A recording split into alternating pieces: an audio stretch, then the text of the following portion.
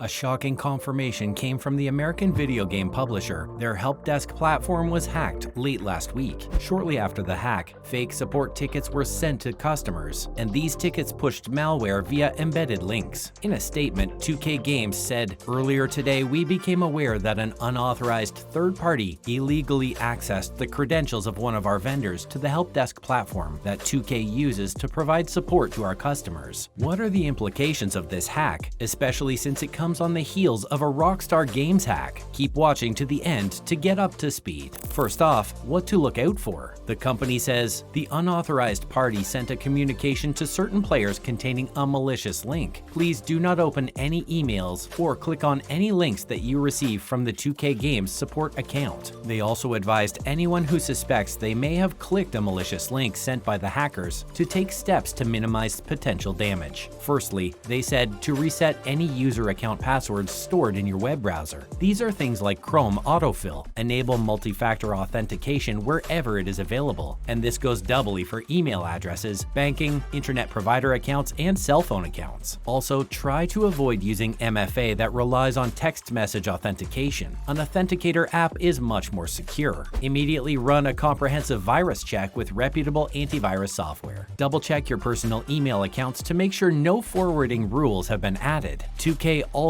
added that its support portal was being taken offline until the video game publisher has thoroughly investigated and addressed the incident. So how will players know when they can contact support again? 2K said they'd issue a notice to all players to let them know when it would be safe to interact with support again. "We will issue a notice when you can resume interacting with official 2K help desk emails, and we will also follow up with additional information as to how you can best protect yourself against any malicious activity." Okay, how did this whole thing unfold? 2K customers started receiving emails confirming they had opened support tickets on 2ksupport.zendesk.com. This is 2K's online support ticketing system. Users confirmed these tickets were indeed accessible via the 2K help desk portal. They didn't actually open the tickets. As soon as these tickets were opened, a second email followed from an alleged 2K support rep with the moniker Prince K. These emails contained a link to a download named 2klauncher.zip and as from 2ksupport.zendesk.com. Upon investigation, it was found that this link contained an executable that is, in fact, the Redline information theft malware. This is according to VirusTotal and any.run scans. So what is Redline Stealer? Threat actors use Redline to steal a wide range of data from infected systems. This includes browser histories, cookies, saved browser passwords, credit card details, VPN creds, instant messaging content, cryptocurrency wallets, and more. 2K hasn't released any information on whether the attack on their support system is in any way linked to the Rockstar Games hack, but suffice to say, the timing is very suspicious. Then there is an actual link between the companies. 2K and Rockstar Games are both subsidiaries of Take-Two Interactive. Take-Two is one of the largest video game publishers across Europe and the Americas. The Rockstar Games threat actor has claimed the recent Uber hack too. Uber believes this hacker is affiliated with the Lapsus extortion group.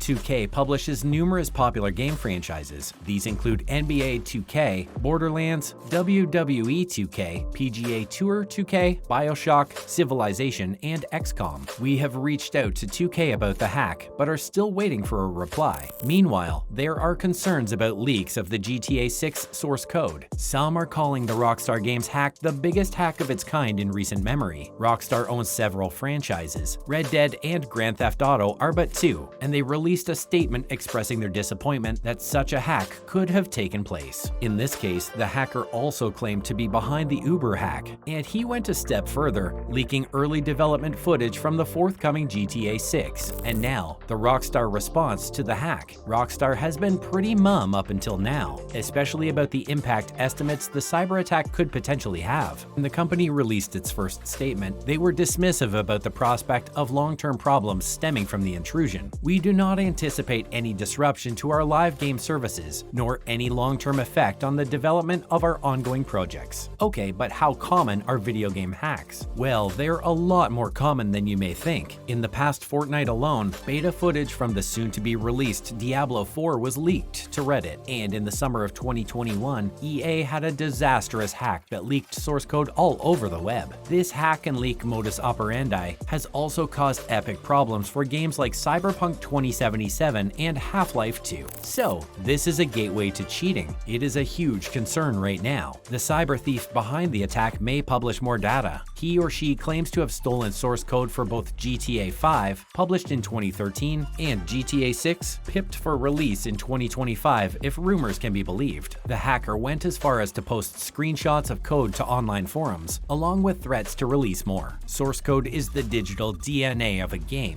It's the most critical proprietary information for any gaming company. Okay, but what could the release of the code do? Ben Ellinger is the vice president of software production at the video game design school DigiPen. He says it really depends on the kind of code that was stolen. If it was server-side code for GTA 6, it would potentially open Rockstar to a widespread cheating problem. Okay, come again? To understand this, one needs a smidgen of understanding of game architecture. Multiplayer online games are essentially designed to prevent players from cheating. To achieve this, the code is split into two parts. There's the server-side code, which runs from server farms that typically belong to the game publishing company. Then there's the client code that runs on whatever device the player is using, an Xbox or phone. The client code is all about the player's user experience. The server code controls the gameplay. Once a hacker gains access to the server-side code, they can see how the gameplay functions, and then they can exploit that knowledge to design new cheats. If those cheats are sold to a wide subset of players, it can really disrupt gameplay, and the scale of the problem will inevitably grow exponentially. And then there is the security paranoia. Ben Ellinger also mentioned another possible side effect of the breach, and that is a shift in the company's security culture. Once a concern is hacked, they reassess their security protocols. This is obviously to prevent a repeat of the incident. However, if this gets out of hand, it can eventually verge on security paranoia. The problem is that it's very difficult to determine whether the hack is just a straight-up security hole or whether it's human engineering. In other words, there's someone on the inside that is either complicit in this data breach or is inadvertently so. They got manipulated. This is apparently also an issue. Employees get tricked into allowing intruders into corporate networks. A post-hacking culture shift can seriously obstruct an organization's workflow. The worst-case scenario for that is that you lose months to inefficiencies that result from that, Ellinger said. Oh, how much will the fallout of these hacks cost companies like 2K and Rockstar? It's virtually impossible to say at this point. Daniel Wood is an academic researcher who studies the cyber insurance industry. He said that if the company had cyber insurance, an insurer would partially help cover the costs. But nobody knows if Rockstar or 2K has any. But even if they did,